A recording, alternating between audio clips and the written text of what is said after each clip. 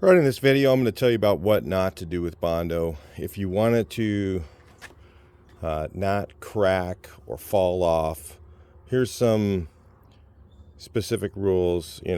Number one, read the label that's on the can. And some of the stuff that's on there, like the actual Bondo brand, this is going to be about plastic filler, different types of plastic filler. There's one that says Bondo brand, but I'm going to use that in the title on this. So we're going to refer to this as plastic filler from here on out. So plastic filler, there's different ones. There's ones that have an adhesion promoter. There's ones that don't. This product right here, USC grip filler, actually has an adhesion promoter. So it actually specs to go on wood. Some of them, like the Bondo brand, I don't know if they actually made it better to stick on wood, but the original stuff didn't, okay? And it didn't spec to stick on wood, but all of a sudden now they say it does. If they added a adhesion promoter, I wouldn't really trust it myself. So this one does have an adhesion promoter. It also has stuff in it that will help the Bondo or the filler adhere and actually take some stress and some movement, okay? Where most of the Bondo fillers, if there's any stress or movement in the panel or in the area you're putting it on, like a door or something like that, it's gonna crack.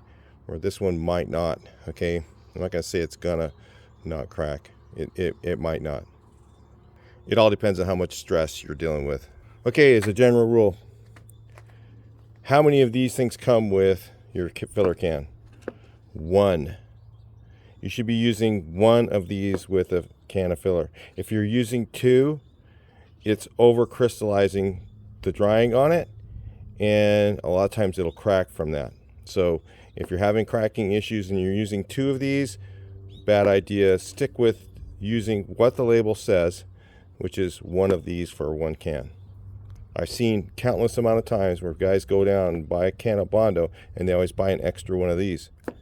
That shouldn't be happening, guys. You should be using what's on the label. Another thing that causes it to fail is if you don't put enough in.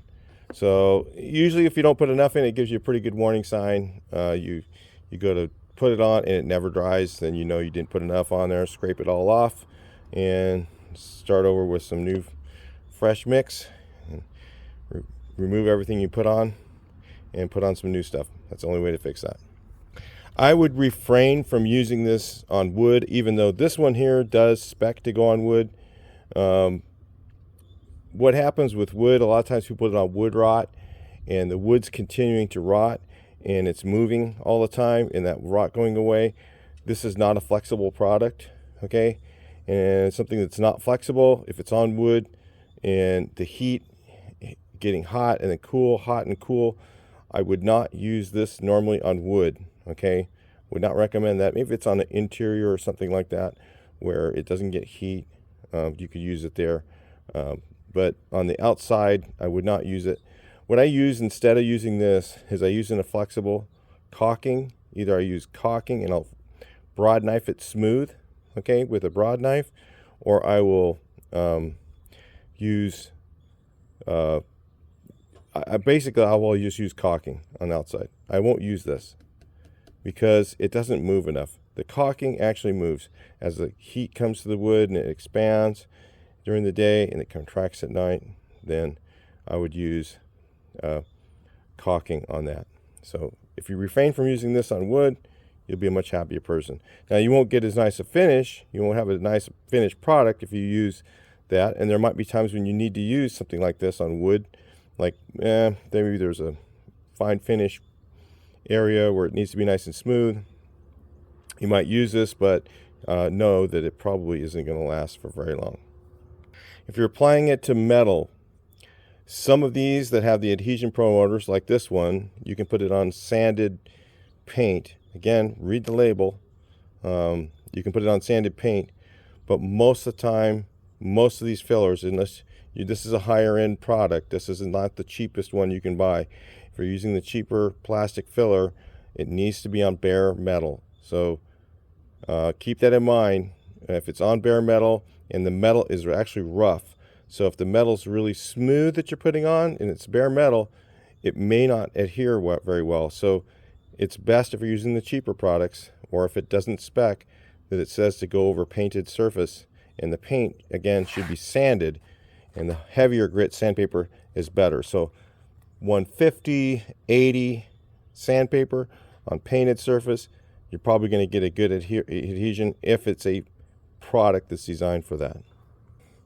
If it's not designed for that, make sure it's bare metal and rough.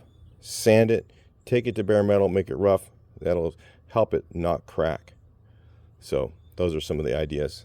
Those are some of the basic ideas of filler and how to make it not crack and have issues. And the reason why it has there's such a stigma about plastic filler not lasting or falling off or all that is because people don't follow those simple rules.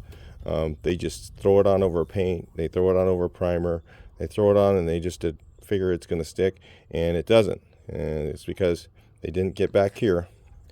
There's actually a spec sheet. You can go online. You can look up this 1700 USC, and there's a data sheet that shows everything that this product will do.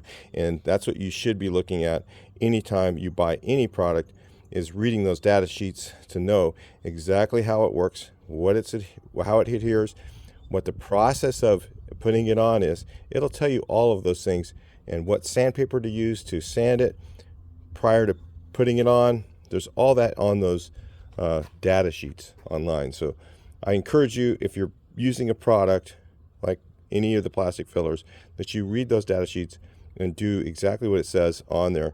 And you can always do overkill. You can always sand with a heavier grit. You can always go to bare metal every time, and that will ensure better adhesion. So anyway, those are just some foods for thought. I'll talk to you guys in the next video. Please like, share, and subscribe.